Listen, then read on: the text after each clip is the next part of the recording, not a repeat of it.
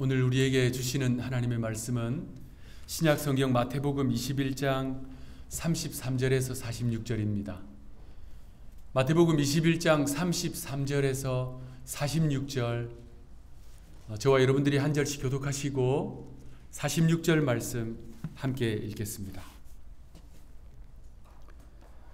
다른 한 비유를 들으라. 한 집 주인이 포도원을 만들어 산 울타리로 두르고 거기에 즙자는 틀을 만들고 망대를 짓고 농부들에게 새로 주고 타국에 갔더니 열매 거둘 때가 가까우니 그 열매를 받으려고 자기 종들을 농부들에게 보내니 농부들이 종들을 잡아 하나는 심히 때리고 하나는 죽이고 하나는 돌로 쳤거늘 다른 종들을 쳐 그들에게도 그렇게 하였는지 후에 자기 아들을 보내며 이르되 그들이 내 아들은 존대하리라 하였더니 농부들이 그 아들을 보고 서로 말하되 이는 상속자니 자 죽이고 그의 유산을 차지하자 하고 이에 잡아 포도원 밖에 내쫓아 죽였느니라. 그러면 포도원 주인이 올 때에 그 농부들을 어떻게 하겠느냐. 그들이 말하되 그 악한 자들을 진멸하고 포도원은 제때에 열매를 바칠 만한 다른 농부들에게 새로 줄지니이다. 예수께서 이르시되 너희가 성경에 건축자들의 버린 돌이 모퉁이의 머릿돌이 되었나니 이것은 주로 말미암아 된 것이요 우리 눈에 기이하도다 함을 읽어본 일이 없느냐. 그러므로 내가 너희에게 이르노니 하나님의 나라를 너희는 빼앗기고 그 나라의 열매 맺는 백성이 받으리라. 이 돌 위에 떨어지는 자는 깨지게 떨어지면 그를 가루로 만들어 터뜨리지. 대제사장들과 바리새인들이 예수의 비유를 듣고 자기들을 가리켜 말씀하심인 줄 알고 잡고자 하나 무리를 무서워하니 이는 그들이 예수를 선지자로 알미었더라. 아멘. 한국 컴퓨터 선교회를 창립한 이영재 목사님은 자신의 저서 예수님은 누구신가에 이런 이야기를 기록하고 있습니다. 한 화가가 그림을 그렸어요. 그런데 그 그림의 내용이 캄캄한 밤에 작은 배 한 척이 밤바다를 항해하고 가고 있습니다. 그런데 큰 풍랑이 일었어요. 집채만한 파도가 이 작은 배를 금방이라도 집어삼킬 듯이 달려들고 있습니다. 그런데 그 배의 항해자는 밤하늘을 응시하고 있습니다. 밤하늘에 밝게 빛나는 별 하나, 북극성을 주시하고 있어요. 그 그림 아래에 이러한 글귀가 새겨져 있습니다. 내가 저 별을 잃어버리면 나 자신을 잃어버린다. 배가 별을 놓치면 그 배는 더 이상 항해하는 것이 아니라 방황하게 되는 것입니다. 우리의 인생도 마찬가지이지요. 어떤 철학자가 한 말처럼 우리의 인생은 속도가 아니라 방향이 결정하기 때문입니다. 사도 바울은 인생의 표대가 분명했습니다. 예수 그리스도. 풍랑이는 바다와 같은 세상 속에서도 그는 북극성보다 더 밝은 빛이신 예수님을 주목했습니다. 그 예수님을 표대로 삼아서 자신의 인생 항해, 사명 항해를 완주해냈습니다. 이 주일은 우리 자신의 표대를 점검하는 날입니다.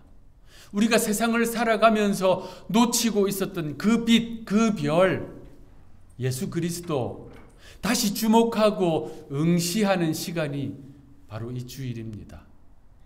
그러므로 이 시간 저와 여러분들 주님을 주목합시다. 주님을 바라봅시다. 그래서 이번 한 주간의 우리 믿음의 항해를 완주해내게 되기를 주님의 이름으로 축원합니다. 가이사랴 빌립보에서 예수님은 제자들에게 이렇게 물었습니다. 너희는 나를 누구라 하느냐?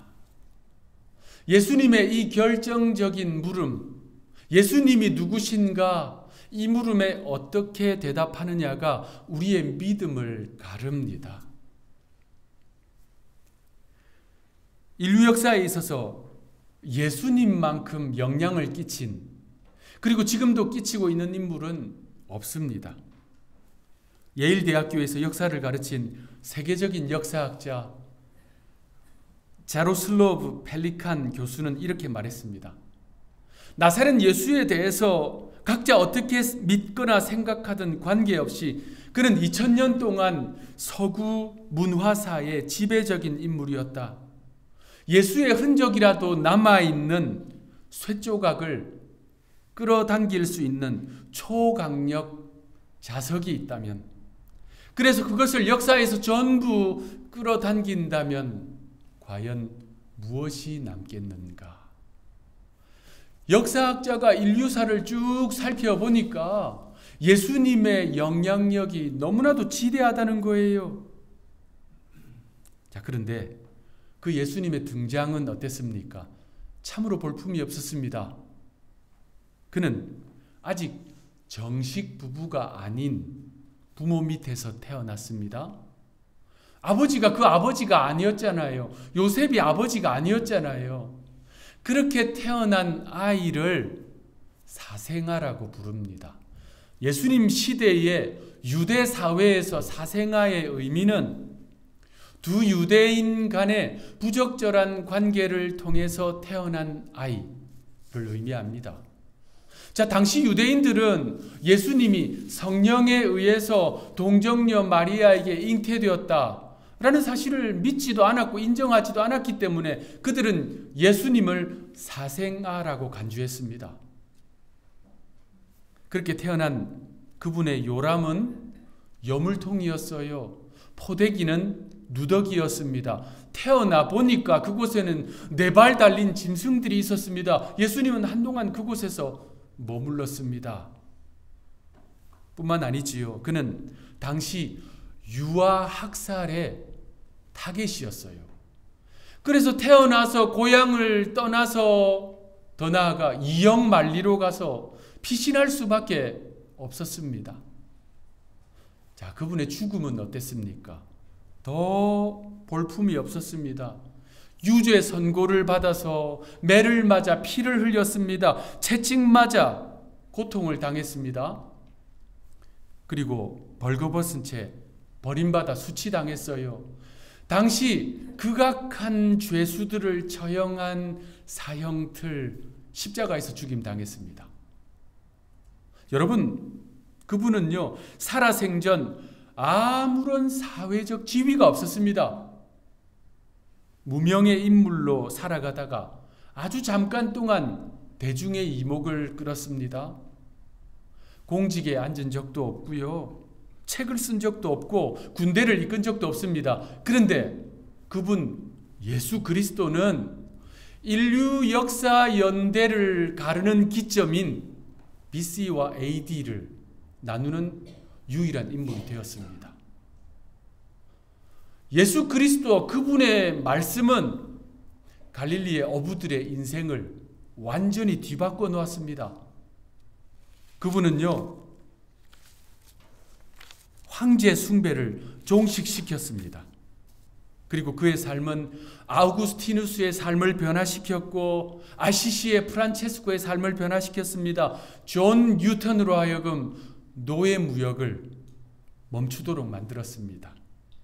뿐만 아닙니다. 톨스토이를 감화시켰고요. 인도의 마하트마 간디에게 지대한 영향력을 끼쳤습니다.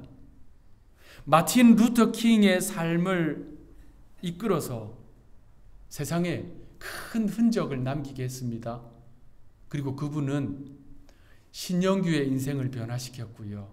이곳에 있는 여러분 한 분 한 분의 삶을 변화시켰습니다. 영국의 역사가이자 작가인 H.G. 웰스라는 유명한 인물이 있습니다. 과학 소설로 아주 이름 난 사람인데요. 예수 믿지 않는 사람이에요. 그가 이런 말을 했습니다. 기독교인이 아닌 나 같은 역사가가 보기에도 불가항력적인 그림이 있다. 그 그림의 중심에는 예수와 그의 생애가 있다. 역사가들이 한 개인의 위대함을 측정하는 기준은 그가 뒤에 남겨놓은 것이 무엇인가이다.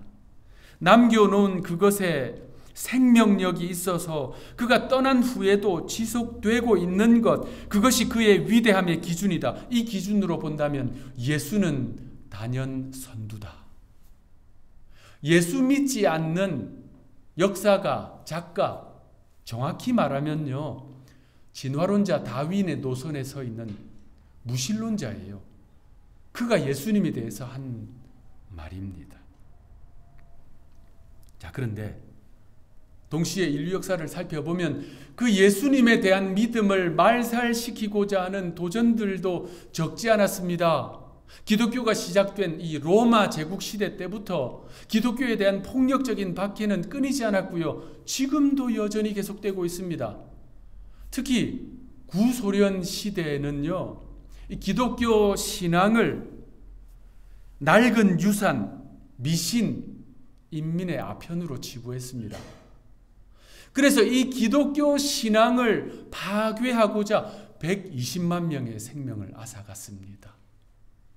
특히 그들은요, 1920년도에 기독교 신앙을 철저히 말살시키고자 전투적 무신론자 동맹을 결성했어요. 그들이요, 기독교인들을 박해하고 또 잡지를 편집해냈습니다. 그 잡지 가운데 1926년도에 발행한 잡지, 지금도 존재하는데, 그 잡지에는 두 노동자가 손수레에 실려있는 예수님을 쏟아버리는 그림, 그것이 잡지의 표지 그림이었습니다. 자, 그런데 곧 얼마 있지 않아서 그 잡지의 편집장이요, 전투적 무신론자 동맹의 지도자요, 기독교 박해를 앞장섰던 예밀리안 야로슬라브스키, 그는요, 기독교의 끈질긴 생명력 앞에 무릎을 꿇습니다. 그리고 아주 유명한 이야기를 했어요. 기독교는 못과 같아서 세게 칠수록 더 깊이 박힌다. 자, 그렇다면 여러분에게 있어서 예수님은 어떤 분이십니까? 누구십니까? 이 기독교의 믿음은 여러분에게 어떻게 작용하고 있습니까? 조선 땅에 들어와서 복음을 전한 많은 선교사님들이 있습니다. 그 가운데 프레드릭 밀러 선교사님이 있어요. 이곳 미국 북장로교에서 파송을 받아서 1892년도 조선 땅에 들어가서 복음을 전했어요. 이분은 자신의 이름도 조선 이름으로 바꾸었습니다. 민로아 선교사님이에요. 이분 선교사님 내외가 조선 땅에서 많은 사역을 했어요. 그 가운데 하나가 찬송가 사역이었습니다. 우리 찬송가에 실려있는 찬송들 가운데 거의 100여 곡이 이분이 짓고 또는 번역한 찬송들이에요. 그 가운데 하나가 찬송가 96장입니다. 우리가 다 잘 아는 예수님은 누구신가. 프레드릭 밀러 선교사님 내외가 조선 땅에서 열심히 선교를 했는데 안타깝게도 두 아이가 그곳에서 세상을 떱니다. 그래서 그 아이들을 조선 땅에 묻었어요. 그리고 또 얼마 있지 않아 사모님도 세상을 주님 품에 안기게 됩니다. 사랑하는 가족들을 이역만리 조선 땅에 묻어둔 이 선교사님 마음이 얼마나 찢어지고 아팠겠어요. 그 역경의 순간에 이분이 붙든 믿음, 신앙 고백이 바로 예수님은 누구신가예요. 제가 그 가사를 읽어 드릴 테니까 여러분의 신앙 고백으로 묵상하시면서 잘 들어보시기 바랍니다. 예수님은 누구신가? 우는 자의 위로와 없는 자의 풍성이며 천한 자의 높음과 잡힌 자의 노임되고 우리 기쁨 되시네. 예수님은 누구신가? 약한 자의 강함과 눈먼 자의 빛이시며 병든 자의 고침과 죽은 자의 부활되고 우리 생명 되시네. 예수님은 누구신가? 추한 자의 정함과 죽을 자의 생명이며 죄인들의 중보와 멸망자의 구원되고 우리 평화 되시네. 예수님은 누구신가? 온 교회의 머리와 온 세상의 구주시며 모든 왕의 왕이요 심판하실 주님 되고 우리 영광 되시네. 아멘. 여러분의 예수님은 누구십니까? 오늘 본문은 그 예수님이 누구신지에 대해서 우리에게 말씀하고 있습니다. 예수님이요, 성전으로 들어가셔서 정화하셨습니다. 그리고 큰 소리로 외치셨어요. 내 집은 기도하는 집이다. 그러자 유대 종교 지도자들, 유대 대제사장들, 서기관들이 분개했습니다. 예수님을 어떻게 죽일까 모의했어요. 그리고 그들이 찾아와서 주님께 이렇게 묻습니다. 마태복음 21장 23절 우리 합독하겠습니다. 시작. 예수께서 성전에 들어가서 가르치실새 대제사장들과 백성의 장로들이 나와 이르되 네가 무슨 권위로 이런 일을 하느냐? 또 누가 이 권위를 주었느냐? 당시 유대 종교 지도자들의 비호를 받고 있었던 환전상들, 장사꾼들이 예수님에 의해서 쫓겨났습니다. 그 예수님의 행위에 대해서 따지고 묻는 거예요. 네가 도대체 무슨 권위로 이 일을 하느냐? 무슨 자격으로 이 일을 했느냐? 너는 도대체 누구냐? 라고 하는 물음입니다. 자, 그들의 그 물음은요, 사실 함정이 있어요. 예수님이 어떻게 대답하시든 간에 그들은 주님을 신성모독으로 걸어서 공격할 함정을 파고 이렇게 물은 거예요. 그들의 교묘함을 주님이 아시기 때문에 주님은 세례요한, 광야의 선지자 세례요한의 그 사역의 권위를 놓고 되물으셨어요. 그러자 이들이 대답하지 못합니다. 그래서 주님은 그들에게 두 가지 비유의 말씀을 하세요. 포도원과 관련된 두 가지 비유. 그 가운데 두 번째 비유가 우리가 읽은 본문입니다.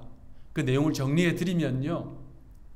한 포도원을 가진 주인이 있었습니다. 그가요, 포도원의 모든 정비를 마치고 농사꾼들에게 맡겨놓고 타국으로 갔어요. 세월이 흘러서 포도 수확철이 되었습니다.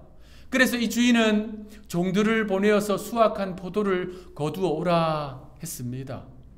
그 종들이 찾아가니 농부들이 그 종들을 박해하고 죽였어요.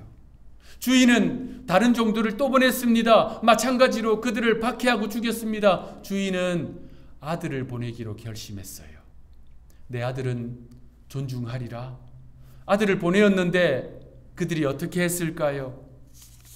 오늘 본문 38절 말씀 함께 읽겠습니다. 시작. 농부들이 그 아들을 보고 서로 말하되 이는 상속자니 자 죽이고 그의 유산을 차지하자고.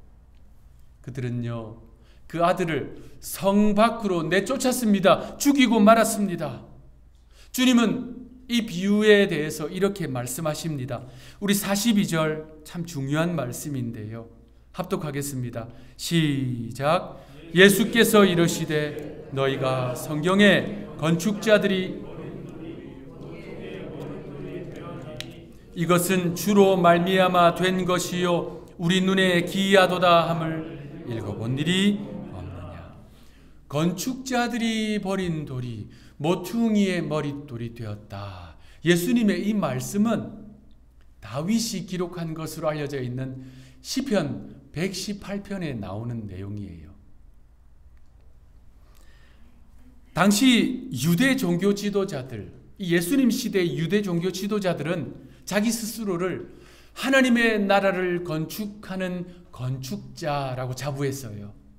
여러분, 건축가들이 집을 지을 때 이 건축 자재 가운데 적합하지 않는 돌들을 내어버리듯이 이 유대 종교 지도자들은 자신들이 세우고 있는 유대교, 그 유대교에 예수님이 적합하지 않다라고 생각해서 주님을 배척한 것이지요. 장차 주님을 성 밖으로 골고다로 내보내서 십자가형으로 예수님을 죽일 것입니다.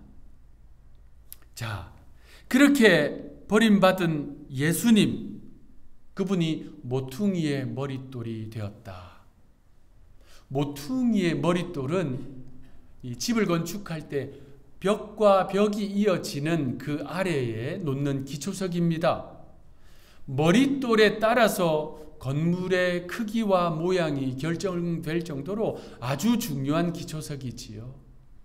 예수님은 바로 그 머릿돌이 되셨습니다. 그처럼 주님은 장차 세워질 영적 공동체, 교회의 머리가 되셨지요. 그리고 하나님은 교회를 통해서 하나님의 나라, 진정한 하나님의 나라를 건설하십니다.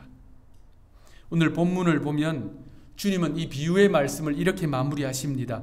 44절 우리 합독하겠습니다. 시작. 이 돌 위에 떨어지는 자는 깨지겠고 이 돌이 사람 위에 떨어지면 그를 가루로 만들어 흩으리라. 자, 우리 주님이 모퉁이의 머릿돌이신데 또 이 돌이 사람을 깨트리고 부수고 가루로 만들어서 흩어버린다 말씀하고 있습니다. 예수님의 이 말씀은 즉각적으로 구약의 한 본문을 떠올리게 해줍니다. 다니엘서예요. 자, 어떤 내용이냐면요. 이 바벨론 제국의 왕이었던 느부갓네살이 하루는 꿈을 꾸었습니다. 이 느부갓네살이 누구냐면 남유다를 멸망시키고 수많은 백성들을 포로로 끌고 간 사람이지요. 그가 잠을 자다가 꿈을 꾸었는데 그 꿈에서 깼어요. 그때부터 큰 시름에 빠집니다. 그 꿈 때문에 더 이상 잠을 잘 수가 없었어요. 너무나도 답답해서 이 느부갓네살이요, 제국 전체에 있는 종교 지도자들과 지혜자들을 다 불러 모읍니다. 무당과 술사와 술객들, 점쟁이들, 지혜자들을 다 불러 모았어요. 그리고 엄시 명합니다. 내가 꾼 꿈을 맞추고 그리고 그 꿈의 뜻 해몽을 해라. 그러지 못하면 모두 죽게 될 것이다. 마른 하늘의 날벼락이지요. 보통 자기가 꾼 꿈을 이야기해 주면 그거 듣고 해몽해 주잖아요. 그런데 꿈을 이야기해 주지도 않고 꿈을 맞추고 해몽까지 하라니 어떤 사람이 이걸 해결하겠습니까? 그래서 지혜자들이 이 왕에게 하소연합니다. 왕이시여, 제발 꿈의 내용을 먼저 알려주십시오. 우리가 해몽해 드리겠습니다. 느부갓네살이 대노합니다. 그리고 모든 지혜자들부터 종교 지도자들 다 죽이라고 합니다. 이때 포로로 끌려갔던 다니엘과 그의 친구들이 바벨론의 지혜자였어요. 왕의 군사들이 이 지혜자를 죽이러 가는데 다니엘이 꿇어 엎드려 간절하게 하나님께 기도합니다. 그리고 왕 앞에 섭니다. 그리고 왕의 꿈의 내용을 쭉 설명해 줍니다. 이런 내용이었어요. 느부갓네살이 꿈에 거대한 신상을 보았습니다. 그런데 이 신상이요, 재료가 참 독특해요. 머리는 황금입니다. 두 팔과 가슴은 은이에요. 배와 이 허벅지는 노수로 만들어졌습니다. 그리고 다리는 쇠로 만들어졌고요. 발은 쇠와 흙이 뒤섞여 있습니다. 그런데 갑자기 한 돌이 날아와서 이 신상을 쳐버립니다. 그러자 신상이 와르르 무너집니다. 가루가 돼버려요. 흩어져서 사라집니다. 온데간데 없어요. 그리고 그 신상을 쳤던 돌은 온 세상에 가득하게 됩니다. 이게 느부갓네살이 꾼 꿈이었어요. 다니엘은 그 꿈의 내용을 탁 설명해주고 그리고 해몽까지 해줍니다. 그가 꾼 꿈은 앞으로 인류 역사에 일어날 미래적 예언적 꿈이었어요. 일어서고 무너지는 제국들에 대한 이야기였습니다. 지금은 바벨론이 천하를 정복하고 다스리고 있지만 그 뒤에 메디아가 일어나고 또 무너지고 페르시아가 일어나고 헬라가 일어나고 로마가 일어날 것이다. 그렇게 일어나는 제국들, 미래에 일어날 제국들에 대한 이야기예요. 그런데 한 돌이, 뜨인 돌이 나타나서 그 제국을 무너뜨린다는 거예요. 여러분, 인류 역사를 살펴보십시오. 영원한 제국, 영원한 권세가 없습니다. 그러나 하나님의 나라는 끊임이 없습니다. 하나님의 나라는 쇠하지 않습니다. 우리가 바로 그 나라 백성이라는 사실입니다. 다니엘서에 나오는 그 뜨인 돌과 오늘 본문에 나오는 이 모퉁이 머릿돌에 두 가지 상징적인 의미가 있습니다. 둘 다 무너뜨리고 다시 세운다라는 것입니다. 뜨인 돌도 이 모퉁이 머릿돌도 무너뜨립니다. 깨트리고 부수고 가루로 만들어버립니다. 그리고 또다시 세웁니다. 집을 세우고 건물을 세우고 산과 같이 태산과 같이 세워져서 온 세상에 가득하게 됩니다. 자, 여러분, 이렇게 깨트리고 다시 세우는 일, 누가 하시는 일일까요? 예수님이 하시는 일이에요. 예수님이 뜨인 돌이시요 예수님이 머릿돌이시기 때문입니다. 그래서 모퉁이의 머릿돌이신 주님은 그저 교회의 기초로, 하나님의 나라의 기초로 그곳에 머물러 계신 분이 아닙니다.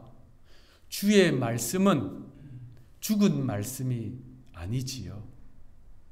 우리 주님은 세우시기 위해서 깨트리십니다. 일으키시기 위해서 무너뜨리십니다. 하나님의 나라로 세워지기 위해서는 타락한 세속적 가치관은 무너져야 합니다. 하나님의 형상으로 세워지기 위해서는 거듭나지 못한 죄와 불의함은 반드시 깨지고 무너져야 합니다. 산산이 부서져야 합니다. 저는 시골에서 나고 자라서 도리깨질을 해보았습니다. 여러분 혹시 도리깨질을 해보셨습니까? 예, 손 드신 분이 계세요. 농부가 이제 수확을 해요. 곡식을 수확을 하고 또 깨나 또 콩과 같은 곡물을 수확을 합니다. 그러면 넓은 마당에 펼쳐 놓습니다. 그리고 나서 어떻게 합니까? 사정없이 내리칩니다. 사정없이 내리쳐요. 자, 그러면 이 곡식들, 곡물들 입장에서는 어떨까요? 아마 이렇게 외치겠지요. 왜 나만 때립니까? 왜 때린데 또 때려요? 제발 좀 그만하세요. 곡식들의 이러한 항거와 부르짖음, 신음소리, 외침에도 불구하고 농부는 끊임없이 도리깨를 내리칩니다. 왜요? 그 거칠디 거친 껍데기, 그 벗겨내야 되거든요. 알곡과 쭉정이로 구분해내야 되거든요. 농부가 그 곡식 아프라고 땀 흘려 키운 그 곡식 미워서 그러는 게 아니잖아요. 알곡으로 만들어내기 위해서. 농부이신 우리 하나님은 때때로 그의 백성들에게 도리끼질 하실 때가 있습니다. 그때 우리가 항거하겠지요. 왜 저만 때립니까? 왜 납니까? 왜 때린데 또 때려요? 제발 그만하세요. 그런데 여러분, 하나님의 도리깨질의 강도는 하나님의 사랑의 크기요 깊이입니다. 아멘. 왜요? 우리에게 있는 거칠디 거친 변화받지 못한 옛 성품들, 그거 벗겨내야 되거든요. 우리 알곡으로 새롭게 거듭나야 되거든요. 그래야 하나님이 받으실 수 있기 때문입니다. 그래서 더 많이 부서져야 하고요, 더 많이 깨져야 합니다. 우리 기독교는 죽음을 통해서만 비로소 삽니다. 그래서 사도 바울이 뭐라고 했습니까? 나는 날마다 나는 날마다 죽노라. 한 번 죽어서 안 돼요. 하루 죽어서 안 됩니다. 어떻게 해요? 날마다 죽노라. 매 순간마다 깨지고 부서지고 가루가 되고 죽는 그때 다시 삽니다. 왜 혈기가 툭툭 튀어나올까요? 왜 분노가 불쑥불쑥 올라옵니까? 왜 시기하고 질투합니까? 왜 미움을 참지 못합니까? 아직 덜 죽어서 그런 거지요. 덜 깨지고 덜 부서지고 덜 무너져서 덜 죽어서 그런 것입니다. 다윗과 요나단이라고 하는 유명한 찬양 사역자가 있습니다. 남성 듀엣인데요. 은혜로운 곡들을 참 많이 남겼습니다. 그분들의 곡들 가운데 늘 제 마음에 은혜가 되는 한 찬양이 있어요. 제목이 부서져야 하리입니다. 여러분들 가운데 아시는 분들도 있을 건데요. 그 가사를 제가 읽어 드릴 테니까 이 가사 속에서 하나님의 메시지가 무엇인지 묵상하시면서 들으시기 바랍니다. 부서져야 하리, 부서져야 하리, 무너져야 하리, 무너져야 하리, 깨져야 하리, 더 많이 깨져야 하리, 씻겨야 하리, 깨끗이 씻겨야 하리. 다 버리고 다 고치고 겸손히 낮아져도 주 앞에서 정결타고 자랑치 못할 거예요. 부서져야 하리, 무너져야 하리, 깨져야 하리, 깨끗이 씻겨야 하리.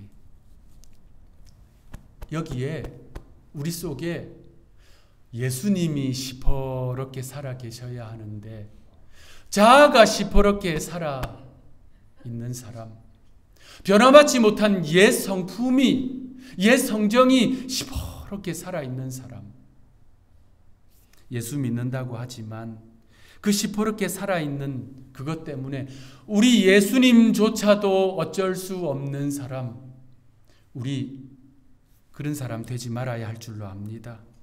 깨지고 부서지고 무너지고 다 죽읍시다. 예수님은 우리를 깨트리시지만 우리를 망가뜨리지는 않습니다.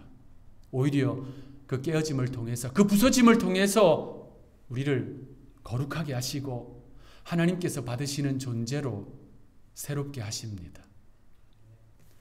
하나님이 받으시는 예물 가운데 소재의 제물이 있습니다. 소재는 곡식을 가루로 만들어서 드리는 제물입니다.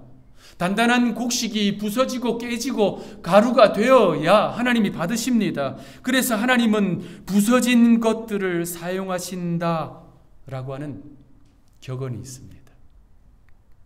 깨지고 부서지고 고운 가루가 되어야, 소재물이 되어야 하나님이 받으시듯이 우리의 고집과 자아와 옛 성정이 십자가 앞에서 부서지는 과정, 철저히 깨지고 부서지고 가루가 되는 그 과정이 있어야 비로소 하나님은 우리 교회를 받으신다는 사실을 잊지 맙시다. 사랑하는 하누리 성도 여러분, 우리 예수님은 누구십니까? 주님은 뜨인 돌이요 모퉁이의 머릿돌이십니다. 우리 주님은 세우십니다. 주의 피값으로 사신 교회를 세우십니다. 우리 한 사람 한 사람을 성령이 거하시는 성전으로 세우십니다. 그러기 위해 주님은 무너뜨리십니다. 깨뜨리십니다. 부수십니다. 그러니 우리 부서집시다. 깨집시다. 무너집시다. 돌이 깨질 앞에서 겸손하게 응답합시다. 그래서 깨어진 것을 사용하시는 하나님 앞에 쓰임받는 저와 여러분들, 우리 교회가 되기를 구주 예수님의 이름으로 축원합니다. 아멘. 기도하겠습니다. 주님, 저희를 깨트려 주옵소서. 타락한 세상 속에서 세운 가치들 무너뜨려 주옵소서. 변화되지 못한 옛 성경들 부수어 주옵소서. 아직도 내가 시퍼렇게 살아서 주님의 향기, 주님의 영광, 주님의 이름 가리우고 있다면 주여 부수시고 무너뜨려 주시고 깨트려 주시고 깨끗이 씻어 주시고 죽게 하옵소서. 예수님이 누구신가? 그 머릿돌 되신 주님 바라보게 하옵소서. 나는 날마다 죽노라 고백한 바울처럼 매일 매 순간 철저히 깨어지게 하옵소서. 구주가 되시는 예수님의 이름으로 간절히 기도하옵나이다. 아멘.